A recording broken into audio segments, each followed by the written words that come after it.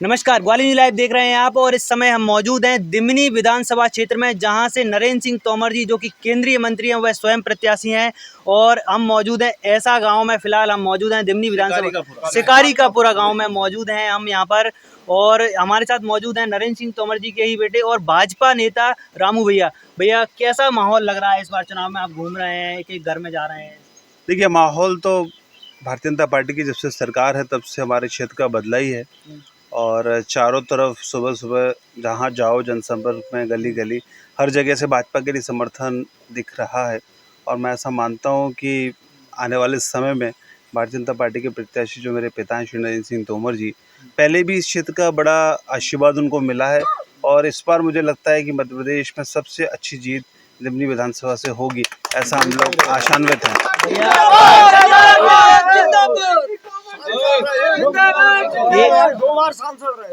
भैया, एक और मेरा सवाल ये है कि अभी के समय अगर हम जाएं, क्षेत्रों में जाएं, तो भाजपा से प्रत्याशी नरेंद्र सिंह तोमर जी कांग्रेस से भी हैं और बसपा से हैं, तो किसको आप बड़ी चुनौती मान रहे हैं, कांग्रेस को या बीएसपी? देखिए, कांग्रेस हो या बीएसपी हो, मैं उनको चुनौती तो नहीं मानता। मैं ऐसा मानता हूँ कि हमने जो काम पिछले 15 सालों में किए हैं, चाहे मुरैना लोकसभा क्षेत्र में 2009 से 14 के बीच में हो, चाहे ग्वालियर में हो, फिर 19 से लेके अभी जो 2023 तक अभी सांसदीय कार्यकाल भी उनका बाकी है, इसमें जो बड़े बड़े काम हुए हैं वो जनता ने देखे हैं। तो हम चुनौतियों को नहीं, हम जनता पर विश्वास करते हैं और हमें विश्वास है कि जो हमारा काम है, जो विकास की गंगा उन्होंने अनवरत 15 साल से बहाई है, तो वो ये लोग भी जानते हैं। गांव में कभी गरीब किसान ने सोचा थोड़ी था उसके गांव से कभी रोड भी निकलेगी। आज आप देखेंगे तो गांव गांव में रोड है। प्रधानमंत्री सड़क ग्राम योजना के माध्यम से देखें, पीडब्ल्यूडी के माध्यम से देखें, बड़े नल जल योजना चल रही है, पुल बन रहे हैं, बहुत बड़ा काम हुआ है। इससे 15 साल पहले इस क्षेत्र में कुछ था ही नहीं। आज मैं अभी प्रचार में हूँ, तो कोई मेरे साथ कभी मित्र मिलने आते हैं तो वो कार से मिलने आ जाते हैं। नहीं तो इस क्षेत्रों में बोलेरो के अलावा कोई गाड़ी सक्सेस ही नहीं थी। आज सारी गाड़ियाँ चलती हैं, तो इसलिए चलती हैं कि हमने विकास किया। तो विकास किया है, तो विकास के लिए वोट मांग रहे हैं। विकास की आप बात कर रहे हैं, लेकिन इस दिमनी विधानसभा क्षेत्र की अगर हम बात करें तो कहीं ना कहीं जो राजनीतिक पंडित हैं या फिर आपके विरोधी भी हैं, वो जातीय समीकरणों का एक गणित पेश कर रहे हैं। और गणित ये पेश कर रहे हैं कि जो क्षत्रिय समाज है यहाँ पर बाहुल्य वोट में है, लेकिन 3 प्रत्याशी क्षत्रिय समाज से खड़े हुए हैं। कहीं वोट कट गए, कहीं सीट थोड़ा गड़बड़ ना हो सके ऐसा। नेता कोई एक समाज का थोड़ी होता है, नेता तो सभी समाज का होता है। और नेता को बनाने वाले सभी समाज के लोग मिलकर नेता बनाते हैं। कोई व्यक्ति एक जाति से नेता नहीं बनता है। तो ये बात सही है आपकी, लेकिन फिलहाल के समय में क्या कुछ मुद्दे लग रहे हैं? आप इतने दिनों से मैं मुद्दे नहीं मानता, मैं सिर्फ इतना कहूँगा। इनको लेकर आप चुनाव नहीं, मैं विकास किया है मेरे पिता ने इन 15 सालों में, उस विकास को लेके जा रहा हूँ।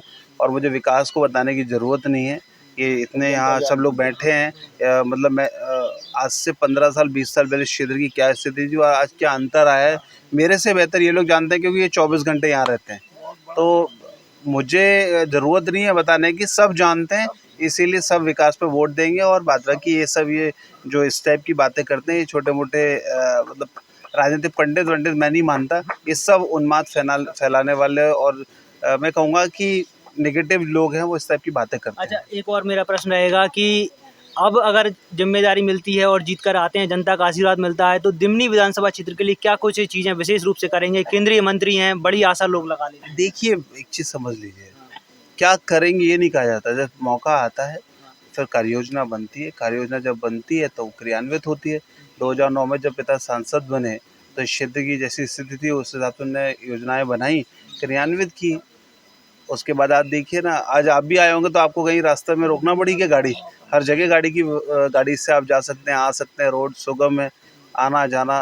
तो ये सब बहुत अच्छा है। मैं यही कहूँगा कि जब मौका, दिमनी नहीं है, मेरे पिता सांसद है तो दिमनी में भी काम किया, अम्बा में भी काम किया, मुरैना में भी, सबलगढ़ में भी, कैलारस में भी, विजयपुर में भी, श्योपुर में भी। लोकसभा रहते हुए उन्होंने किसी विधानसभा एक क्षेत्र को नहीं, सारे क्षेत्रों को जोड़ने का काम उन्होंने किया। रोडों के माध्यम से जगह जगह स्टॉप डैम बनवाए। उसेद घाट का पुल जब प्रधानमंत्री राजीव गांधी जी ने भूमि पूजन किया था, वो काम कभी शुरू नहीं हो पाया था, वो मेरे पिता ने शुरू कराया। आज लगभग वो 6 महीने में पुल बनकर तैयार हो जाएगा। मुरैना से जाते होगे जब आप दिल्ली के लिए, तो फ्लाईओवर बनाए, वो 400-500 करोड़ का जो फ्लाईओवर है वो मेरे पिता ने 3 साल के अंदर बना के तैयार करा दिया। कभी नेपरी और सिकरौदा के लिए जब हम कैला वहाँ के लिए जाते हैं, सबलगढ़ के लिए जाते हैं, तो वो जो रेल लाइन जो छोटी थी उसी में से वाहन निकला करते थे, और वहाँ से हटा के एक बड़ा पुल बन गया जिससे हम लोग वहाँ जा सकते हैं, जाम वहाँ नहीं लगता। तो काम बहुत हुए, काम को देख बड़े बड़े कामों की आप बात कर रहे हैं, लेकिन कांग्रेस प्रत्याशी कह रहे हैं कि कृषि मंत्री होते हैं लेकिन फिर भी किसानों को खाद बीज के लिए लाइन लगानी। अरे नहीं, ये तो नेगेटिव लोग हैं।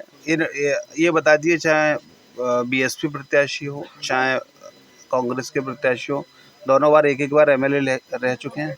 एक ऐसा काम बता दो जो जीवन में उन्होंने किया हो और इसको लेके जनता के बीच जा सकते हो। हमारे पास तो हजारों करोड़ के काम है, हजारों करोड़ के। और मैं आपसे भी कहूँगा, इन लोगों को ज़्यादा अहमियत देने की ज़रूरत नहीं है। इनको जनता ने देखा है, और जिस दिन 3 तारीख को रिजल्ट आएगा तो ये जमानत भी नहीं बचा पाएंगे दोनों। यहाँ पर हमारे